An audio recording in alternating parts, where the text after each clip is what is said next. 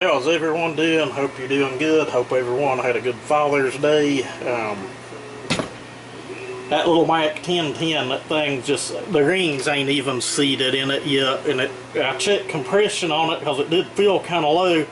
Saw's only making 125 PSI, but most of them at best you're going to get 130 to 135. That's a really strong one, and if you've got one with any more compression than that, it probably has a ton of carbon buildup in it, but usually around 130 is a good ballpark number on most of the 1010s, but so you got another 5-10 PSI to pick up, you know, once the rings seat, and it'll be that much more stronger. But again, there's a lot of transfer work done on it, a lot of work that I done off camera that I didn't show, and as well as a few other little tweaks I done inside of the saw I didn't show. And yeah, we'll just have to leave it at that. But I'm learning what they like, and we have 2 more to build, and they're only going to get stronger. But you guys will see them when we build them. We'll end up blowing one up, I guess, but if I do, you guys will see it on camera. And I have blown one up already, but it was just due to cutting the exhaust bridge out. What do we have here? I'm sure you guys can see it. If not, I'll zoom in and show you. Got our Super Pro 80. I have fooled with this saw a little bit. I wish I had a chip, but I don't. I'd have to go pull one out of another saw, and I don't want to do that. I did tear it down and sand the coil and the flywheel, clean them up, and it just have kind of intermittent spark, not enough to start, and you had to be spinning it really fast with the drill for it to get that. So what we're going to do is pull it apart and have a look at the points and, you know, see if they need cleaned, which is really odd on this series of saw because they usually have those sealed up really well. But I'd like to at least hear this thing pop, and I may have a carb kit here for it. I'm not sure yet. Looks like just a big SDC Walbro. These do have one extra bolt over the 10 series saws right here, which is a little weird. I think I have everything laying here to do this job. And if you see a rash on my arms, it is a poison vine. I've been dealing with it for a couple of weeks, but it's healing up. I had it on my face and everywhere. The worst I've ever had it in my life. It's been a nightmare. But it was my own fault. Places I was at, I should have had long sleeves on, or probably shouldn't even have been, but it is what it is. And I always just leave those long bolts in these covers. And I've already had this apart, so it's twice already, so it's kind of super easy to get back apart. And that starter handle's kind of hideous. We'll probably change that out once we get the saw running. And I'll just go ahead and let you guys know, because it'll be here in the next day or two, because it's only coming from a couple states over, but it's only like an hour and a half, 2 hours away. We picked up Super Pro 81 that in the pictures looked to be almost in mint condition. I've got about double in it what I paid for this one, but it was so nice I couldn't pass it up. And I watched several of those sell for about $700–800, and you guys that follow eBay probably watch the same ones. I didn't look to see what the other Super Pro 125 that was on there brought, but the last time I looked it was bid up to $885, and I'm just not going to give that for it. It would have to be running and very nice, but still probably just not going to put that kind of money into it. And I don't know that this impact will break that loose. We may have to get air on it, or I guess a real impact. Yep, got it.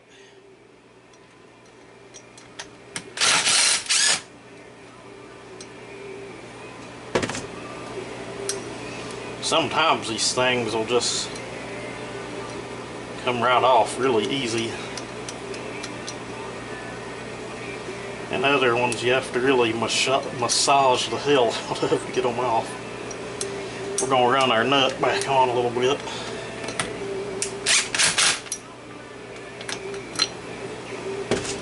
Should be enough. I gotta grab a hammer. Let me pause you guys. Didn't have to pause you, I actually had one just laying there. It's usually that easy. Some of them you'll have to kind of beat the hell out of, but other ones will just come right off.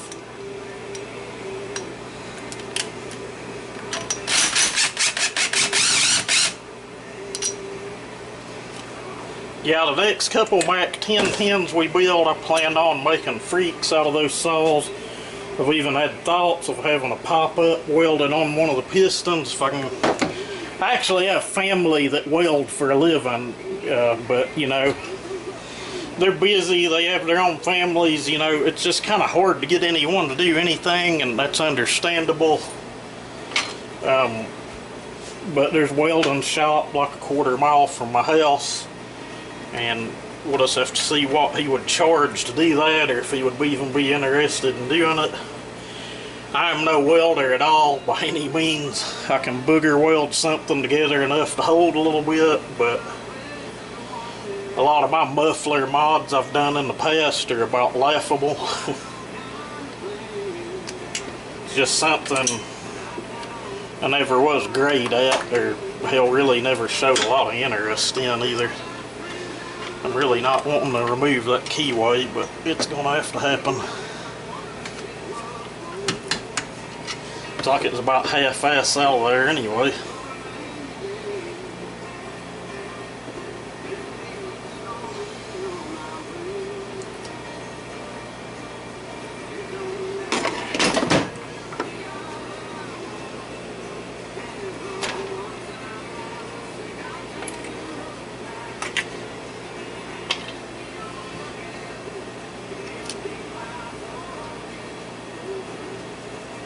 I don't know, everything in there looks clean. Could just be a bad condenser.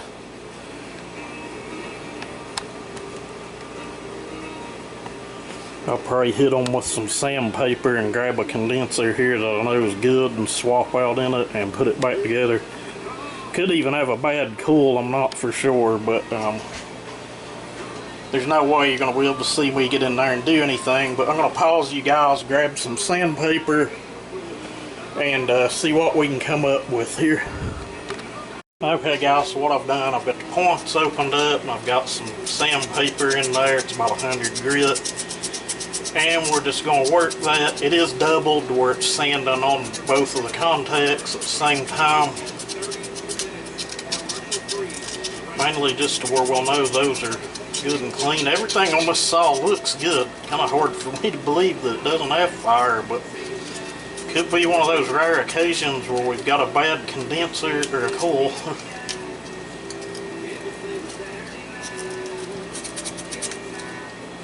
That should be plenty. Find our air hose. If you got earphones in, I'd recommend taking them out.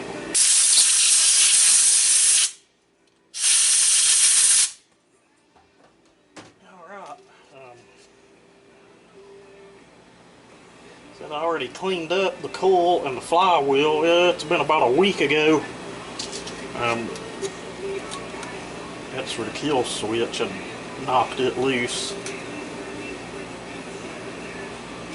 And if you have one of these apart, and it's kind of explanatory where the wiring goes. You got a pole on top that's always going to go out to whatever you've got out here for points, or if you convert it to a chip, which is what we'll do with this when we get further into the saw. And then your bottom pole is always going to come up and ground to the coil. But usually what I do on those chips, some of them come with a long wire and some are short, is if it has a long ground wire, I'll just bring it over here and ground it right to the coil. And you know, I've not had a problem with it. I kind of wish I had one. I'd just throw it in here and it'd be a done deal, but we don't. I guess what I'm going to do now is just to save on video footage. We'll put this back together and see if we got some spark now, but I don't know. We may end up pulling it back off and putting in a condenser. I've got a box full of them here, but you know, if this one's fine, why change it? Could have just been a little bit of dust or dirt build up on those points. Not a fan of points. They worked good in their day, but you know, there was a reason everything went to electronic ignition. That's in automobiles or anything. Just makes a drastic difference in the performance of whatever you put it on. I've not put the starter cover back on, but see, really weak fire. It's better than it was. We'll see if she'll pop over the decomp in, if this drill's even capable of doing it.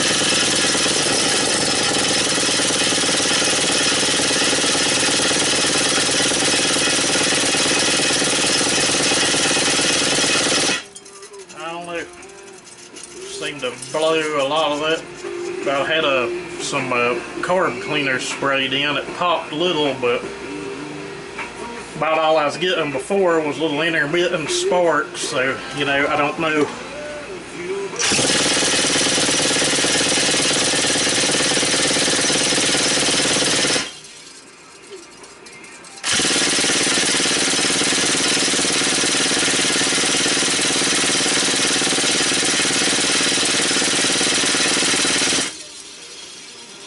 I'll tell you what we're going to do is I'm just going to go out here and rob a chip out of another saw that I've been working on that is kind of out of commission right now, and either that or pull it back apart and change the condenser. I guess we could do that before we do the chip, being it's already halfway apart and not a big deal. Yeah, let's do that. Usually if they'll get a little pop like that, just a little intermittent spark, it can be the condenser, so we'll try that. Okay, so on this condenser, I decided to go that route, being that it was pouring the rain and I didn't want to go get that other saw out of the junk shed. You can see the condenser, it has a screw in it here. It is a screw, it's self-tapping for some reason. And you have a 5/16 nut here. What's on that stud is your wire coming from the coil and your condenser, and obviously they ground out to the points, but I went ahead and changed it off camera. It's easier for me to explain afterwards, I guess. You would have never seen it anyway with my hands in there. But we'll throw our flywheel back on again and see what we've got. The next thing we'll do, I guess, is change points and then go to checking the coil, I guess. But I highly doubt the coil's bad. I've never seen one bad on a Mac. Alright guys, you reckon this Super Pro will pop over and try to run? I know the answer. Decomp in.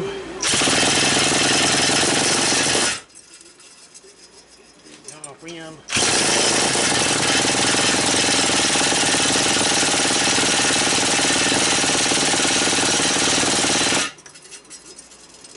Might have to give him a prime again.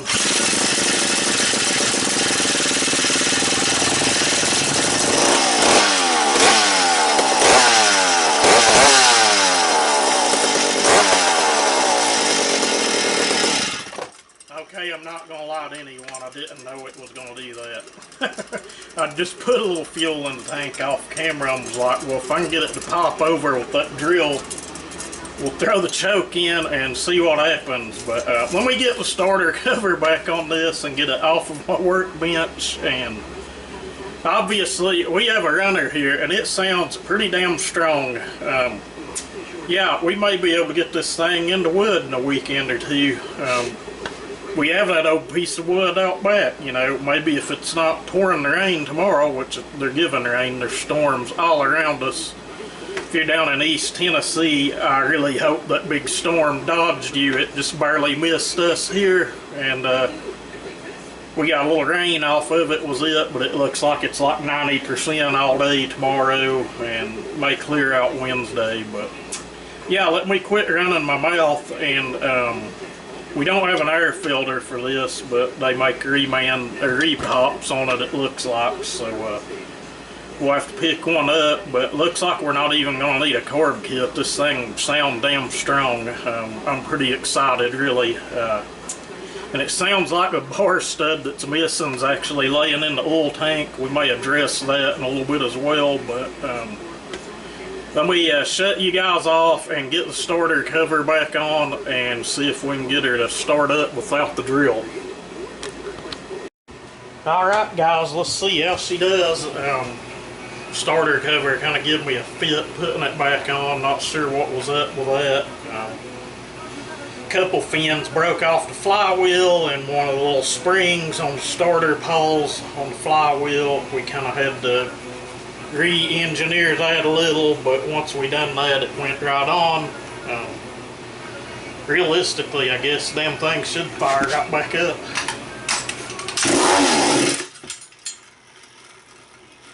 Let's give her a little choke. Let me pause you guys and go open a door before I kill myself with carbon monoxide. Alright, maybe we won't die from gas fumes now. I've got my exhaust fan on and got the doors open. Let's give him about a half a choke.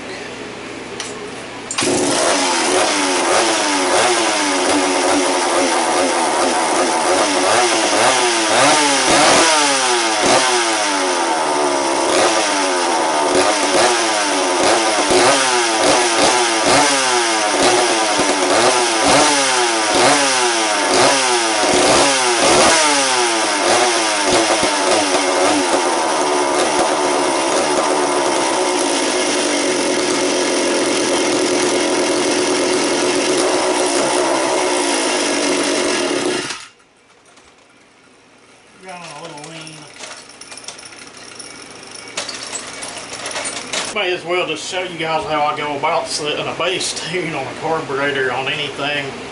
I've got the jets on this bottomed all the way out. Start the low jet. My old shop teacher, now this is back in the 90s when the teachers actually gave a damn and would teach you something. I'll go half, one turn, 1.5, and that's on both jets. Down to the high jet now, half, 1.5, and you know, it's what he taught us back then. We mainly worked on old home lights. 90% of what I learned on was home light Super 2s, and you know, your old Briggs and Stratton engines. And now it's going to start pouring the rain, but I'm not complaining. We need rain here. I'm sure the farmers really need it. I don't do any farming anymore. We used to do a lot of farming, and it just, yeah, just a thing of the past. I hope I'll help my dad go get a load of hay every now and then and go unload it. But as far as us mowing and baling hay, those days are over. But you know, other people need the rain, I guess. So we got our jets set at 1.5 turns out. Let's see what happens.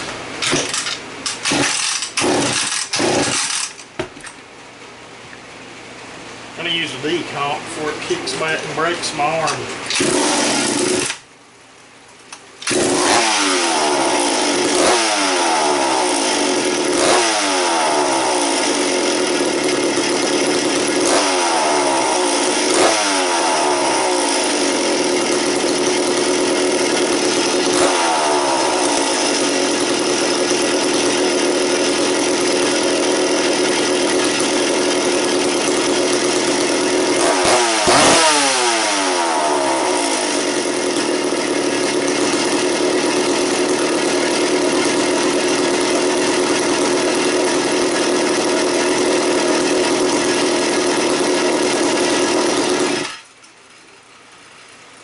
See how she starts back.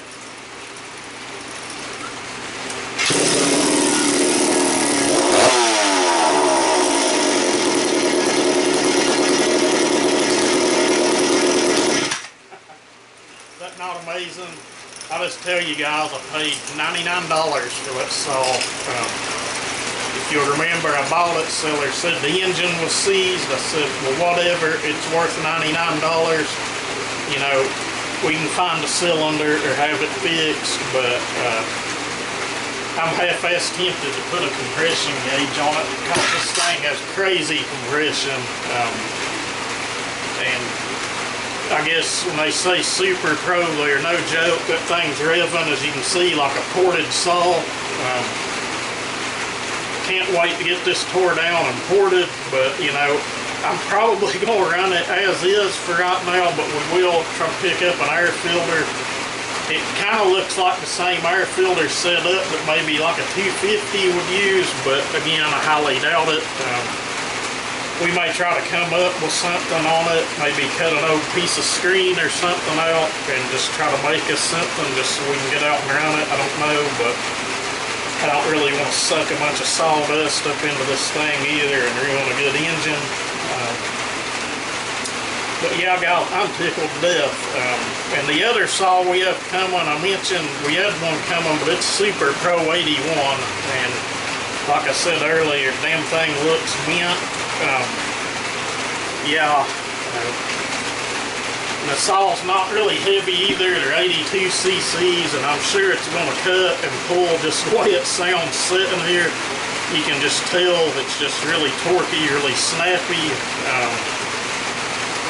The next thing I'm probably going to do, and I may show it before I end this, is we'll go back over here to the bench and yank this cover off of the oil tank and kind of see if that stud's in there or not.